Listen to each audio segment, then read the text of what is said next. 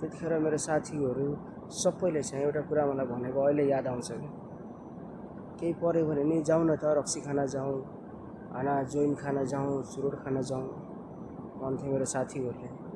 अनि पार्टी गरौँ यस्तो गरौँ त्यहाँ जाम यस्तो गरौँ होइन अनि सबैसँग बसौँ रमाइलो गरौँ भन्ने चाहिँ मेरो साथीहरूको धारणा हुन्थ्यो होइन। अनि म जान्थेँ पनि अनि त्यसको भोलिपल्ट रमाइलो पनि हुन्थ्यो सबै साथीहरूसँग खान्थ्यौँ बस्थ्यौँ होइन। तर अनि अहिले चाहिँ मेरो जीवनमा चाहिँ त्यो कुराहरू एउटा क्षणभरको खुसी मात्रै रहेछ क्या, एउटा क्षणभरको शान्ति। अनि यसरी चाहिँ जब भन्नुभयो क्या हाम्रो यूहन्ना 14:27 प्रभुले भन्नुभएको छ म तिमीहरूलाई त्यो शान्ति दिन्न जुन शान्ति संसारले दिन्छ, म तिमीलाई त्यो शान्ति दिन्छु जुन शान्ति चाहिँ मेरो छ।